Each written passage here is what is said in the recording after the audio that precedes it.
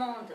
Nous commençons maintenant notre nouvelle série de vidéos à Debride pour ce mois avril.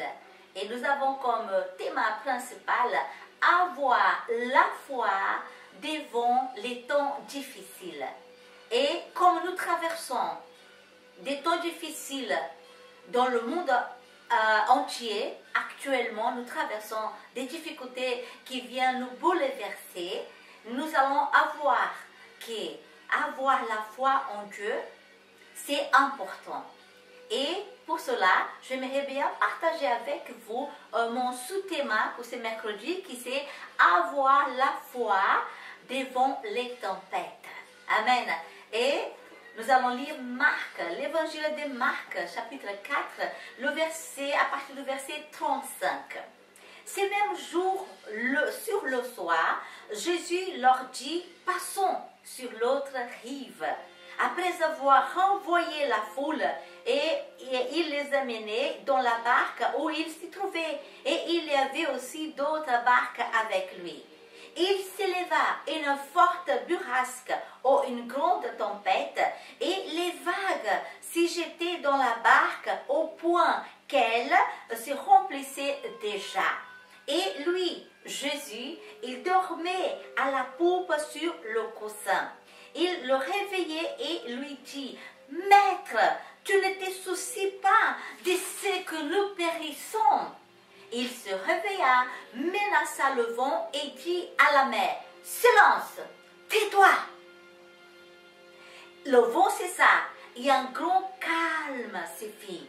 Puis il leur dit, « Pourquoi avez-vous tellement peur? Comment n'avez-vous pas de la foi ?» Ils furent saisis d'une grande crainte et se dirent les uns aux autres, « Quel est donc celui-ci, car même le vent et la mer lui obéissent ?» Nous voyons ici une expérience que les disciples avaient traversée avec Jésus. Ils n'étaient pas seuls, ils traversaient sur l'autre rive avec Jésus dans la barque. Mais la chose, c'est que pendant cette traversée-là, une tempête inattendue se leva contre la barque.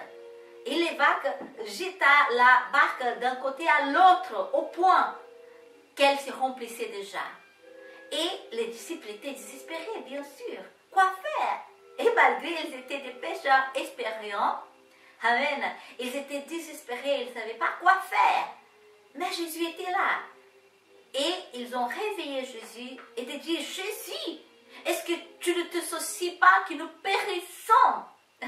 Bien sûr que Jésus, malgré il dormait, il savait, il était conscient de tout ce qui s'est passé. Amen. Et Jésus se leva et il menaça le vent et il dit à la mer, « Silence, tais-toi !» Et un grand calme se fit. Alléluia. C'est Jésus-là qui se leva et menaça la mer. C'est le même qui a créé la mer. C'est le même qui a créé l'univers. C'est le même qui nous a formés. C'est lui le créateur de toutes choses. Et Jésus, après cela, il avait dit aux ses disciples, « Pourquoi avez-vous tellement peur ?» Les disciples étaient ensemble avec le créateur de l'univers, avec le créateur qui a créé toutes choses. Et Jésus vraiment le confronte et dit, « Pourquoi avez-vous peur? Comment n'avez-vous pas la foi ?» Jésus était étonné que ces disciples qui ont vu les miracles de Jésus, maintenant, ils n'avaient pas la foi. Ils n'avaient pas la foi de croire que Jésus, il pourrait vraiment le sauver. Alléluia. Et c'est dans ces choses-là que j'aimerais bien partager avec vous. Parfois, dans notre vie, il y a des tempêtes qui arrivent, des tempêtes inattendues. Nous traversons dans le monde actuel cette grande tempête-là qui vient pour nous bouleverser, pour nous troubler, pour nous amener dans la quarantaine, pour nous enlever la paix. Mais Jésus dit, n'aie pas peur, n'aie pas peur.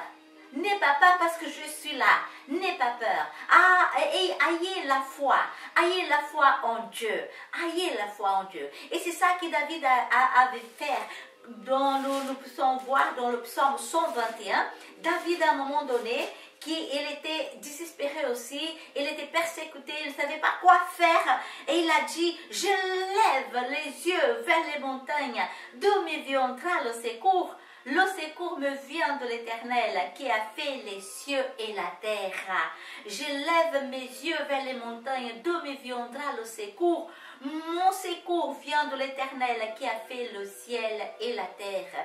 Et c'est ça que Jésus était entendu dire à ses disciples. N'aie pas peur, mais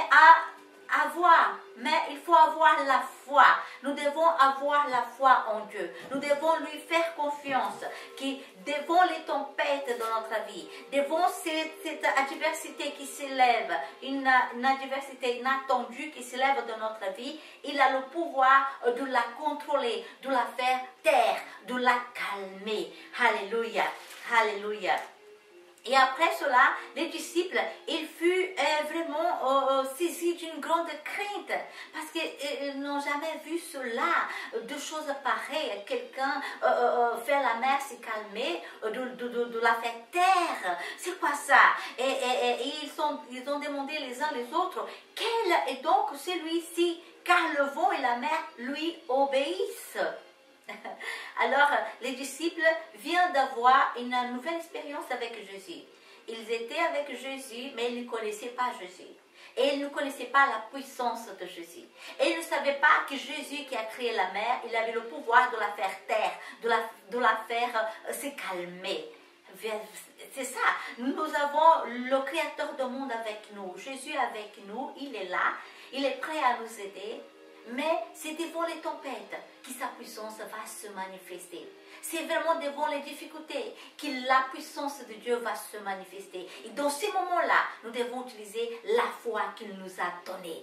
Amen. C'est le moment d'avoir la foi, de croire que Jésus aussi nous a donné l'autorité, que Jésus aussi nous a donné la puissance de dire, tais-toi, je traverse cette tempête, parce que Jésus m'avait promis, on va traverser sur l'autre rive, on va aller davantage. Jésus m'a promis ceci, cela va arriver parce qu'il est fidèle. Alléluia, amen. Nous devons exercer notre foi, nous devons vraiment utiliser notre foi devant les tempêtes. C'est devant les tempêtes que nous allons encore voir et reconnaître la puissance de Dieu. Sans les tempêtes, il n'y a pas de la puissance de Dieu, n'est-ce pas?